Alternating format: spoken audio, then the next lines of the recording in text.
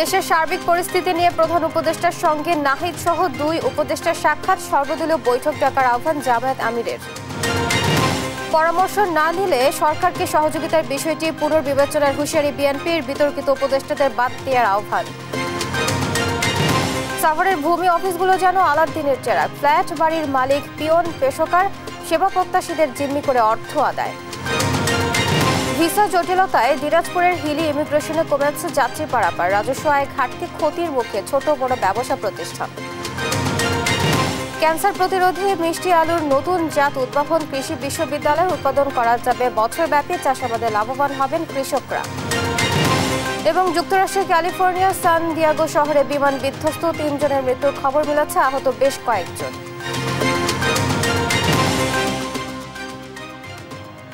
ছিলেন শিরোনাম। সংবাদ সকালের সঙ্গে আছি আমি আয়েশা বুবলি। এবার বিস্তারিত। অন্তর্বর্তী সরকারের প্রধান উপদেষ্টা ডক্টর মোহাম্মদ ইউনূসের সঙ্গে সাক্ষাৎ করেছেন জাতীয় নাগরিক পার্টি এনসিপির আহ্বায়ক নাহিদ ইসলাম। সাক্ষাতে দেশের বর্তমান রাজনৈতিক পরিস্থিতি নিয়ে আলোচনা হয়েছে বলে জানা যায়। এছাড়াও দুই উপদেষ্টা আসিফ মাহমুদ ও মাহফুজ আলমও প্রধান উপদেষ্টার সঙ্গে সাক্ষাৎ করেছেন। এদিকে চলমান পরিস্থিতি নিয়ে সর্বদলীয় বৈঠক ডাকার আহ্বান জানিয়েছেন জামায়াতের আমির ডাক্তার শফিকুর রহমান। ইউসুফ ভুঁইয়ার রিপোর্ট। দেশের চলমান রাজনৈতিক পরিস্থিতি নিয়ে প্রধান উপদেষ্টা ডক্টর মোহাম্মদ ইউনূসের সঙ্গে সাক্ষাৎ করেছেন জাতীয় নাগরিক পার্টি এনসিপির আহ্বায়ক নাহিদ ইসলাম। এনসিপির শীর্ষ পর্যায়ের সূত্র থেকে জানা যায়, বৃহস্পতিবার সন্ধ্যায় প্রধান উপদেষ্টার বাসভবন যমুনায় তার সঙ্গে দেখা করেন নাহিদ ইসলাম। জানা যায়, দেশের চলমান পরিস্থিতি নিয়ে প্রধান উপদেষ্টার সঙ্গে সাক্ষাৎ করেন তিনি। সাক্ষাতে দেশের বর্তমান রাজনৈতিক পরিস্থিতি নিয়ে আলোচনা হয়। আলোচনায় নাহিদ ইসলাম জুলাই অভ্যুত্থানের আকাঙ্ক্ষা, দেশের নিরাপত্তা, সার্বভৌমত্ব ও জাতীয় ঐক্যের বিষয় নিয়ে আলোচনা করেন। এদিকে সন্ধ্যায় উপদেষ্টা মাহফুজ আলম ও আসিফ মাহমুদ সজীব ভুঁইয়াও প্রধান উপদেষ্টার সঙ্গে সাক্ষাৎ করেন বলে জানা যায়। এদিকে বিভিন্ন ইস্যুতে হঠাৎ দেশের রাজনৈতিক পরিস্থিতি উত্তপ্ত হয়ে ওঠায় প্রধান উপদেষ্টা ডক্টর মোহাম্মদ ইউনূসকে সর্বদলীয় বৈঠক ডাকার আহ্বান জানিয়েছেন বাংলাদেশ জামায়াতে ইসলামীর আমির ডাক্তার শফিকুর রহমান। ইউসুফ ভুঁইয়া, দেশ টিভি, ঢাকা। ফ্যাসিবাদ বিরোধী সব শক্তির মধ্যকার অপ্রত্যাশিত বিভাজন মিটিয়ে ফেলার আহ্বান জানিয়েছেন জাতীয় নাগরিক পার্টির দক্ষিণাঞ্চলের মুখ্য সংগঠক হাসনাত আব্দুল্লাহ। বৃহস্পতিবার রাতে নিজের ভেরিফাইড ফেসবুক পেজে দেয়া এক পোস্টে এই আহ্বান জানান তিনি। হাসনাত আব্দুল্লাহ বলেন, জুলাইয়ের ফ্যাসিবাদ বিরোধী সব শক্তির প্রতি আহ্বান, যে বিভাজনটা অপ্রত্যাশিতভাবে আমাদের মধ্যে এসেছিল, সেই বিভাজনকে দেশ ও জাতির স্বার্থে মিটিয়ে ফেলতে হবে। এ দেশের স্বাধীনতা, সার্বভৌমত্ব রক্ষার জন্য এবং পতিত ফ্যাসিবাদের নগ্ন দেশবিরোধী ষড়যন্ত্র থেকে মুক্তির জন্য আমাদের ঐক্যবদ্ধ থাকতে হবে। পররাষ্ট্র সচিবের দায়িত্ব ছাড়লেন মোহাম্মদ জসিমউদ্দিন। তার জায়গায় ভারপ্রাপ্ত পররাষ্ট্র সচিব হিসেবে দায়িত্ব নিয়েছেন রুহুল আলম সিদ্দিকী। বৃহস্পতিবার মন্ত্রণালয়ের এক অফিস আদেশে এ তথ্য নিশ্চিত করা হয়। আদেশে জানানো হয়েছে, শুক্রবার থেকেই এ আদেশ কার্যকর হবে। আদেশে বলা হয়, মোহাম্মদ জসিমউদ্দিনের দায়িত্ব ত্যাগের প্রেক্ষিতে পররাষ্ট্র মন্ত্রণালয়ের সচিব মোহাম্মদ রুহুল আলম সিদ্দিকী পুনরাদেশ না দেয়া পর্যন্ত পররাষ্ট্র সচিবের দৈনন্দিন কার্যাদি সম্পাদন করবেন। জুলাই আগস্ট গণঅভ্যুত্থান পরবর্তী সেনানিবাসের অভ্যন্তরে প্রাণ রক্ষায় আশ্রয় নেওয়া ব্যক্তিদের বিষয়ে অবস্থান পরিষ্কার করেছে সেনাবাহিনী।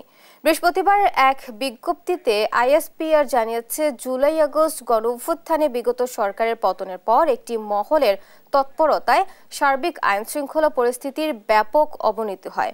ঢাকা সহ দেশের প্রায় সব সেনানিবাসে প্রাণ রক্ষার্থে কতিপয় রাজনৈতিক ব্যক্তি ও বিভিন্ন শ্রেণী পেশার মানুষ আশ্রয় প্রার্থনা করেন। আশ্রয় প্রার্থীদের পরিচয় যাচাই বাছাই করার চেয়ে জীবন রক্ষা করা প্রাধান্য পেয়েছিল। এমন প্রেক্ষিতে রাজনৈতিক ব্যক্তিত্ব, বিচারক, পুলিশ সহ ৬২৬ জনকে বিভিন্ন সেনানিবাসে আশ্রয় দেওয়া হয়। পরিস্থিতি উন্নতি হলে তাদের বেশিরভাগই ১-২ দিনের মধ্যে সেনানিবাস ত্যাগ করেন এবং মামলা থাকায় ৫ জনকে আইনশৃঙ্খলা বাহিনীর কাছে হস্তান্তর করা হয়। অন্তর্বর্তী সরকারের বিতর্কিত উপদেষ্টাদের বাদ দিয়ে অন্তর্বর্তী সরকারকে কেয়ারটেকার মোডে নির্বাচনের দিকে এগিয়ে যাওয়ার আহ্বান জানিয়েছেন বিএনপি। দলটির দাবি, করিডোর ও বন্দর ব্যবস্থাপনার মতো জাতীয় গুরুত্বপূর্ণ ইস্যুতে সিদ্ধান্ত নেয়ার এখতিয়ার অন্তর্বর্তী সরকারের নেই। বিএনপির প্রস্তাব ও পরামর্শ বিবেচনা না করলে সরকারকে সহযোগিতার বিষয়টি পুনর্বিবেচনার হুঁশিয়ারি দিয়েছেন নেতারা। সাইফুল রিপনের প্রতিবেদন। দেশের চলমান রাজনৈতিক পরিস্থিতি নিয়ে বৃহস্পতিবার গুলশানে চেয়ারপারসনের রাজনৈতিক কার্যালয়ে সংবাদ সম্মেলন করে বিএনপি। ফ্যাসিবাদ বিরোধী জাতীয় ঐক্যে লিখিত বক্তব্যে দলটির স্থায়ী কমিটির সদস্য ডক্টর খন্দকার মোশাররফ হোসেন বলেন, গেল 9.5 মাসে জন আকাঙ্ক্ষা পূরণ প্রশ্নের মুখে দাঁড়িয়েছে, জাতীয় ঐক্যেও ফাটল ধরেছে। অন্তর্বর্তীকালীন সরকারের সাম্প্রতিক কিছু কর্মকাণ্ডে সরকারের নিরপেক্ষতা নিয়ে জনমনে সংশয় সৃষ্টি হয়েছে। প্রধান উপদেষ্টার প্রেস সচিবের বক্তব্যের সমালোচনা করে তিনি বলেন, সব কাজ করার এখতিয়ার অন্তর্বর্তী সরকারের নেই। মানবিক করিডোর ও চট্টগ্রাম বন্দর সহ সরকারের বিভিন্ন বক্তব্য এবং কর্মকাণ্ডে জাতীয় স্বার্থ রক্ষিত হচ্ছে কিনা সেটা সর্বাগ্রে বিবেচনায় নেওয়া দরকার। এছাড়াও এমন জাতীয় গুরুত্বপূর্ণ ও দীর্ঘমেয়াদী নীতি নির্ধারণী কোনো সিদ্ধান্ত নেয়ার এখতিয়ার অন্তর্বর্তীকালীন সরকারের, অস্থায়ী সরকারের আছে বলে এদেশের মানুষ মনে করে না। নির্বাচন কমিশন ঘেরাওয়ের মতো কর্মসূচি উদ্দেশ্যমূলক ও রহস্যজনক বলেও মন্তব্য করেন খন্দকার মোশাররফ হোসেন। নির্বাচন কমিশন সাংবিধানিক দায়িত্ব হচ্ছে রাষ্ট্রপতি নির্বাচন, জাতীয় সংসদ নির্বাচন ও রাষ্ট্রপতি নির্বাচন অনুষ্ঠান। এমন বাস্তবতার স্থানীয় সরকার নির্বাচনের দাবিতে নির্বাচন কমিশন ঘেরাও করার বিষয়টি উদ্দেশ্যমূলক ও রহস্যজনক। বিতর্কিত উপদেষ্টাদের সরিয়ে দেওয়ার বিষয়ে ডক্টর খন্দকার মোশাররফ হোসেনের বক্তব্যে সমর্থন জানান দলের স্থায়ী কমিটির আরেক সদস্য আমির খসরু মাহমুদ চৌধুরী। এটাকে কমিয়ে কেয়ারটেকার মোডের দিকে যেতে হবে। সংখ্যা কমানোর কথা বলছে, বাড়ানোর কথা না। কারণ আপনি যখন কেয়ারটেকার মোডে যাবেন, সংখ্যা আমাদের জানা আছে কেয়ারটেকারের 10 জন ছিল, ঠিক আছে, আমরা সংখ্যা বলছি না, কিন্তু আপনাকে সেদিকে যেতে হবে। আর যারা যারা বিতর্কিত এখানে তাদেরকে বাদ দিলে আমাকে সেদিকে যেতে হবে, কারণ আমি এটা নিরপেক্ষ নির্বাচনের কথা বলছি। নেতারা বলেন, পরামর্শ উপেক্ষা করলে সরকারের প্রতি সহযোগিতার বিষয়টি পুনর্বিবেচনা করবে বিএনপি। সরকার এরকম একটা পরিস্থিতি সৃষ্টি করছে যেখানে আমরা প্রথম দিন থেকে প্রকাশ্যে আমরা বলে গিয়েছি যে আমরা এই সরকারের সহযোগিতা করতে চাই, তাদেরকে যৌক্তিক সময় দিতে চাই নির্বাচন করার জন্য। আমরা এখন বলছি যে এইরকম কর্মকাণ্ডের ফলশ্রুতিতে সেই সাহায্য, সেভাবে সহযোগিতা করাটা কঠিন। সংস্কার ও নির্বাচনের প্রস্তুতি একসঙ্গে চলতে পারে উল্লেখ করে ডিসেম্বরে ভোট আয়োজনে অবিলম্বে রোডম্যাপ ঘোষণার আহ্বানও জানান বিএনপির শীর্ষ নেতারা। যথাশীঘ্র সম্ভব। সাইফুল রিপন, দেশ টিভি, ঢাকা। ঢাকা দক্ষিণ সিটি কর্পোরেশনের মেয়র হিসেবে বিএনপি নেতা ইশরাক হোসেনকে শপথ না পড়ানোর রিট খারিজ করে দিয়েছেন হাইকোর্ট। এর ফলে মেয়র হিসেবে তার শপথে আইনগত কোনো বাধা নেই বলে জানিয়েছেন তার আইনজীবীরা। আর হাইকোর্টের আদেশের বিরুদ্ধে আপিলের কথা জানিয়েছেন রিটকারীর আইনজীবী। সাবরিনা মজুমদারের রিপোর্ট। কয়েকদিন ধরে আলোচনার কেন্দ্রে বিএনপি নেতা ইশরাক হোসেনের মেয়র হিসেবে শপথ ইস্যুটি। একদিকে তার কাছে দায়িত্ব হস্তান্তরের দাবিতে চলছে বিক্ষোভ, আরেকদিকে মেয়র হিসেবে শপথ না পড়ানোর নির্দেশনা চেয়ে করা রিটের শুনানি। বৃহস্পতিবার বহুল আলোচিত এই রিটের বিষয়ে সিদ্ধান্ত জানান উচ্চ আদালত। ইশরাক হোসেনকে ঢাকা দক্ষিণ সিটির মেয়র পদে রায়ের বৈধতা ও শপথ না পড়াতে নির্দেশনা চেয়ে রিট খারিজ করে দেন হাইকোর্ট। এর আগে বুধবার আদালত থেকে নেমে যাওয়ার সময় এক আইনজীবী তাদের উদ্দেশ্য করে হুমকি দিয়েছে বলে জানান আদালত। অজ্ঞাত সেই আইনজীবীর পক্ষ থেকে ক্ষমা প্রার্থনা করেন বার সভাপতি। আদালত বলেন, জনস্বার্থে এমন রিট করার এখতিয়ার নেই। পাশাপাশি ট্রাইব্যুনালে রায়ের বিরুদ্ধে আপিল করতে হবে সেই ট্রাইব্যুনালেই, কিন্তু বিবাদী পক্ষ তা করেননি। পরে ইশরাক হোসেনের আইনজীবীরা জানান, শপথ আয়োজন করতে আর কোনো বাধা নেই। এখন ইশরাককে শপথ না করানো হবে আদালত অবমাননা। 26 তারিখের মধ্যে শপথ দিতে হবে, যদি না শপথ না দেওয়া হয় সেটা আদালত অবমাননা হবে। উপদেষ্টা যিনি আছেন একটা পার্টির পারপাস সার্ভ করার জন্য তিনি কাজ করছেন। এদিকে হাইকোর্টের আদেশের বিরুদ্ধে আপিল করার ঘোষণা দেন রিটকারের আইনজীবী। মহামান্য আপিল বিভাগে আমরা আপিল ফাইল করব এবং আপিল ফাইল করা অবস্থায় যেহেতু এই বিষয়টি সাবজুডিস ম্যাটার থাকবে, এখানে স্থানীয় সরকার মন্ত্রণালয়ের শপথ পড়ানোর আইনগত কোনো সুযোগ থাকলো না। গেল বছরের 5 আগস্ট গণ অভ্যুত্থানে হাসিনা সরকারের পতনের পর চলতি বছরের 27 মার্চ ঢাকা দক্ষিণ সিটির মেয়র হিসেবে ইশরাক হোসেনকে নির্বাচিত ঘোষণা করে নির্বাচনী ট্রাইব্যুনাল। পরে এর রায়ের আলোকে গ্যাজেট প্রকাশ করে নির্বাচন কমিশন। সাবরিনা মজুমদার, দেশ টিভি, ঢাকা। জনগণের ভোগান্তির কথা ভেবে আন্দোলন প্রত্যাহার করে নিয়েছেন বিএনপি নেতা ইশরাক হোসেন। তবে শপথের বিষয়ে আদালতের রায় নিয়ে কালক্ষেপণ করলে আবারও সড়কে নামার হুঁশিয়ারি দেন তিনি। একই সঙ্গে উপদেষ্টা আসিফ মাহমুদ ও মাহফুজ আলমকে অপসারণে সরকারকে 48 ঘন্টার সময় বেঁধে দেন ইশরাক হোসেন। এদিকে রিট খারিজের রায়ে উচ্ছ্বাস প্রকাশ করেন নেতাকর্মীরা। তন্দ্রা তারুণের রিপোর্ট।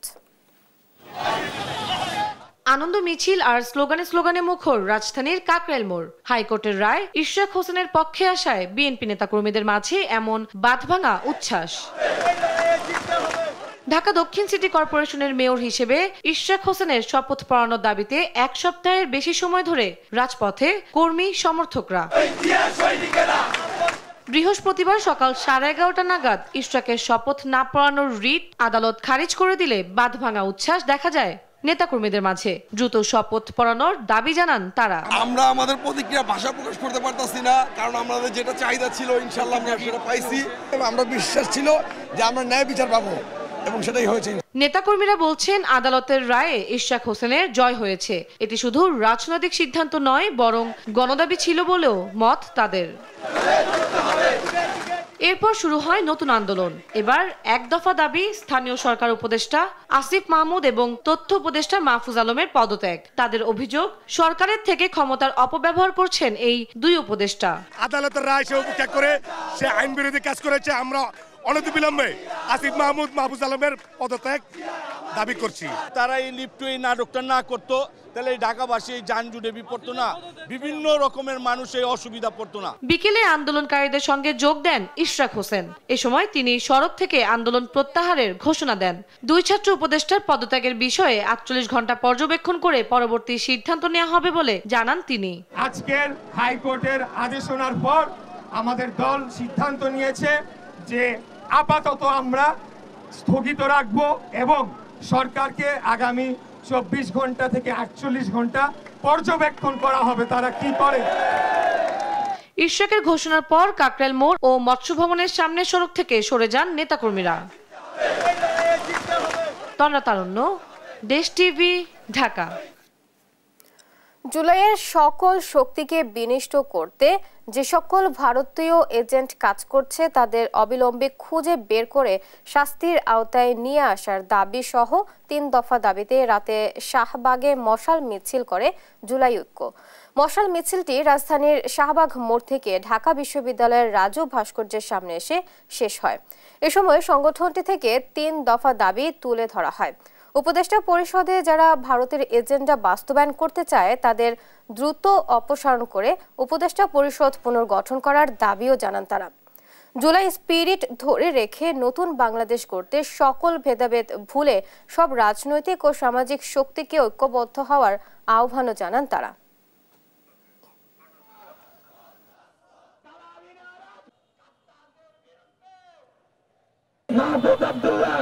তোমাকে স্মরণ করে দিতে চাই, জুলাইয়ের রক্তের উপর দিয়ে গিয়ে তুমি প্রধানমন্ত্রী হবা, এই সুযোগ তোমাকে দেওয়া হবে না।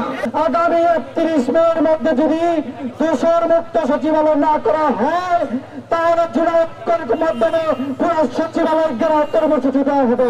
উপদেষ্টা পরিষদে যে সকল ব্যক্তিবর্গ ভারতীয় আধিপত্যবাদের এজেন্ডা বাস্তবায়ন করছেন তাদেরকে অবিলম্বে অপসারণ করতে হবে। তা না হলে ছাত্র জনতা বাধ্য হবে জুলাইয়ের মতো আপনাদের বিরুদ্ধে আরেকটা ঐক্য করে তুলতে। লক্ষ্মীপুরের বাজারে প্রায় সব শাকসবজির দাম নাগালের বাইরে। এ বিষয়ে আরো জানাতে আমাদের সঙ্গে এই মুহূর্তে যুক্ত হচ্ছেন সহকর্মী সাইফুল ইসলাম স্বপন। স্বপন, দাম নিয়ে কি বলছেন ক্রেতা বিক্রেতারা আমাদের জানাবেন। আপনি যেমনটি জানতে চাচ্ছিলেন লক্ষ্মীপুরের শাকসবজি কেমন, আমি যদি আপনাকে, আমরা এই মুহূর্তে রয়েছি লক্ষ্মীপুরের কাঁচা বাজারে। এখানে যে শাকসবজির দর রয়েছে আমি যদি আপনাকে একটু বলি যে লক্ষ্মীপুরের শাকসবজির দর মানুষের ক্রয় ক্ষমতার মধ্যে রয়েছে। বিশেষ করে যেসব সবজি রয়েছে এইসব সবজি 20 থেকে শুরু করে 60 টাকা দামের মধ্যে রয়েছে। আমি যদি আপনাকে বলি লক্ষ্মীপুরে বেগুন পাওয়া যাচ্ছে 40 টাকা দরে কেজি, কাকল বিক্রি হচ্ছে 60 টাকা দরে কেজি, গাজর 50 টাকা দামে কেজি বিক্রি হচ্ছে। এছাড়া বিক্রি হচ্ছে পটল 40 টাকা দামে এবং টমেটো বিক্রি করা হচ্ছে 50 টাকা দামে। তো এখানকার যে আমরা বিক্রেতার সাথে কথা বলেছি তারা আমাদেরকে যেটি জানিয়েছেন যে আসলে লক্ষ্মীপুরে এই সময়ে প্রচুর শাকসবজি থাকার কারণে যে দ্রব্যমূল্য কাঁচা বাজার রয়েছে সেগুলো দাম মোটামুটি নিয়ন্ত্রণ রয়েছে। বিশেষ করে কাঁচামরিচ 60 টাকা দামে বিক্রি করা হচ্ছে, পেঁপে 50 টাকা দরে কেজিতে বিক্রি হচ্ছে। এছাড়া যে অন্যান্য শাকসবজি রয়েছে যে চাল কুমড়া বিক্রি হচ্ছে 30 টাকা দরে কেজি, টমেটো বিক্রি 60 টাকা দরে কেজি। এছাড়া রয়েছে যে ভেন্ডি বিক্রি আপনার 40 টাকা দরে কেজি। অন্যান্য যে লেবু বিক্রি হচ্ছে লেবু আলি 20 টাকা দরে বিক্রি করা হচ্ছে। তো এখানকার যে শাকসবজি রয়েছে শাকসবজি ক্রেতাদের নিয়ন্ত্রণের মধ্যে রয়েছে এবং তারা আসলে কিনে নিয়ে যাচ্ছে। তো বুবলু, এ ছিল লক্ষ্মীপুর থেকে শাকসবজি বাজারের সর্বশেষ খবর। একই বিষয়ে জানতে চলে যাচ্ছে গাইবান্ধায়, সেখানে আছেন সহকর্মী SM মইনুল হুদা। হুদা, আপনার কাছে কি তথ্য আছে জানাবেন।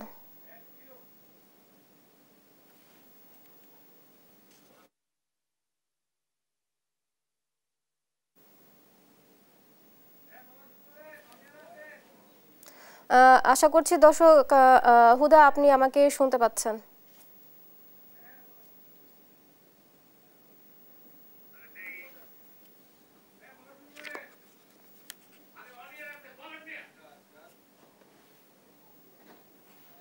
হুদা আপনি নিশ্চয়ই আমাকে শুনতে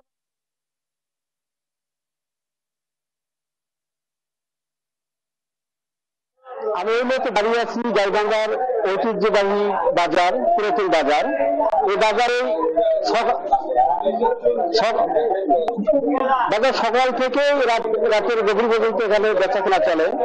এখানে বাজার ঈদকে সামনে রেখে মশলার বাজার কিছুটা বাড়তি, তবে ক্রেতা সন্তুষ্ট ক্রেতারা জানাচ্ছে যে আমরা খুব সাশ্রয়ে এবং কেনাকাটা করতে পারতেছি। কিছুটা বাড়তি হলেও আমরা কেনাকাটা খুব স্বাচ্ছন্দ্যেই কেনাকাটা করতেছি। আমরা দোকানদারদের সঙ্গে কথা বলেছি এবং ক্রেতার সঙ্গে কথা বলেছি, তারা জানিয়েছেন যে বাজারের কাঁচা তরি-তরকারি কিছুটা বাড়লেও মশলার দামটা একটু বাড়তি, তেলের দামটা বাড়তি, মাংসের দামটা নিত্যপণ্য মাংসের দামটা নিয়ন্ত্রণের মধ্যেই। বিশেষ করে পটল 35 টাকা, গত সপ্তাহে ছিল 35 টাকা, বর্তমানে তার বাজার দাঁড়িয়েছে 40 টাকা কেজি। পেঁয়াজ গত সপ্তাহে ছিল 50 টাকা কেজি, বর্তমানে 60 টাকা কেজি দরে বিক্রি হচ্ছে। আমরা এখন একজন ক্রেতার সঙ্গে কথা বলবো। বাজার ঈদের থেকে এই ঈদের সামনে রেখে স্বপন এবং হুদা আপনাদের দুজনকে ধন্যবাদ। সাভার আশুলিয়ার ভূমি সংক্রান্ত অফিসগুলো যেন আলাদিনের চেরাগ, যার ছোঁয়ায় বদলে যায় পিয়ন থেকে পেশকারের ভাগ্য। বছরের ব্যবধানে কেউ কিনেছেন বাড়ি, কেউ ফ্ল্যাট, আবার কেউ গড়েছেন বহুতল ভবন। সেবা প্রত্যাশীদের জিম্মি করে অবৈধভাবে অর্থ উপার্জনকারীদের বিরুদ্ধে যেন ব্যবস্থা নেয়ার কেউই নেই। ভূমি অফিসের দুর্নীতি নিয়ে দেওয়ান ইমনের ধারাবাহিক রিপোর্ট।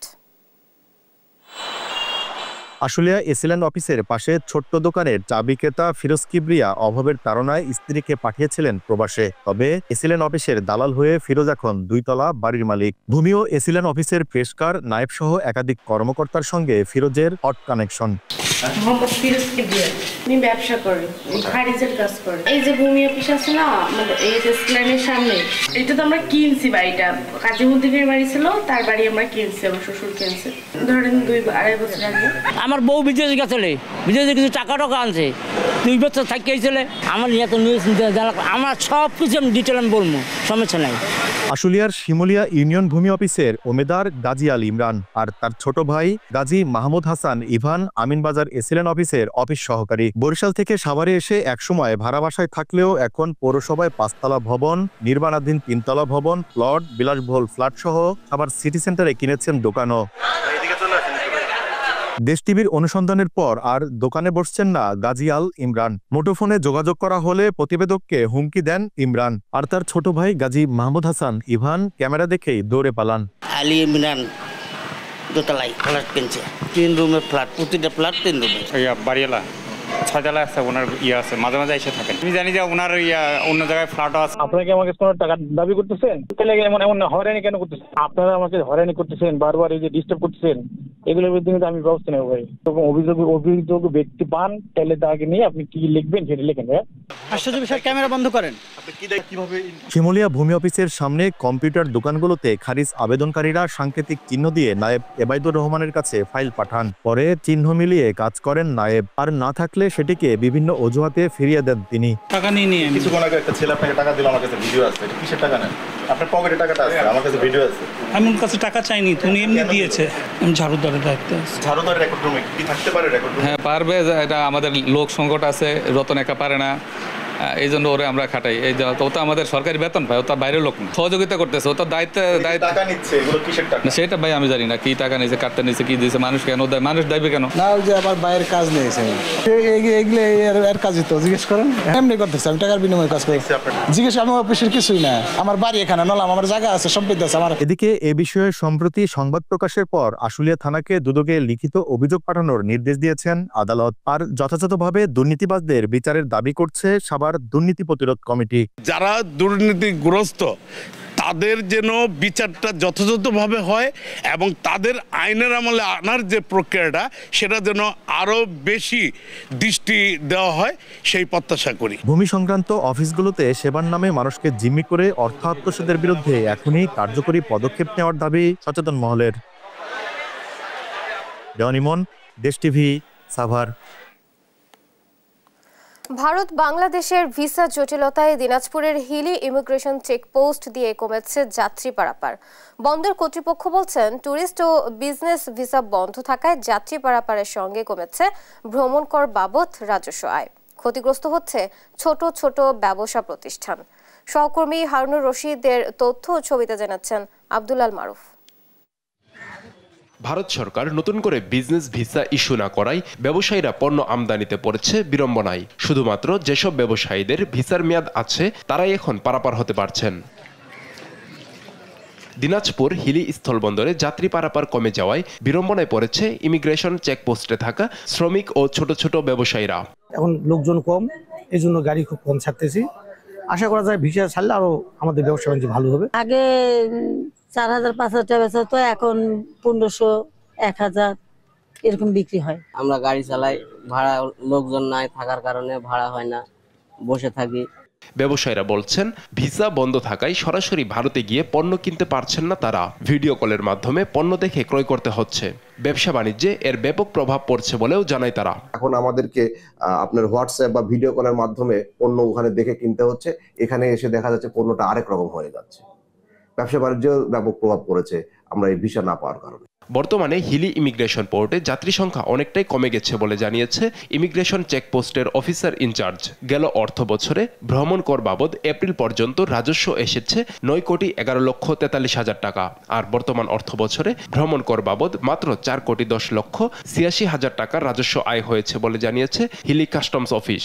মূলত ভারতীয় ট্যুরিস্ট ভিসা বন্ধ থাকার কারণে এবং মেডিকেল ভিসা সীমিত করার কারণে এই হিলি ইমিগ্রেশন পোর্টের যাত্রী সংখ্যা অনেকটা কমে গেছে। বর্তমানে 100-র নিচে যাত্রী প্রতিদিন এই পোর্ট দিয়ে যাতায়াত করতেছে। গত অর্থ বছরে যেখানে ডেলি 300 পারাবার হতো, এখন আমাদের যেহেতু প্যাসেঞ্জারের সংখ্যা কমে গেছে, সেক্ষেত্রে রেভিনিউ ও কমে গেছে। ভিসা জটিলতার কারণে যাত্রী পারাপার কমার পাশাপাশি ভারতের নিষেধাজ্ঞায় বন্ধ রয়েছে রপ্তানিও। স্বল্প পরিসরে চলছে আমদানি কার্যক্রম। নিউজ ডেস্ক, দেশ টিভি।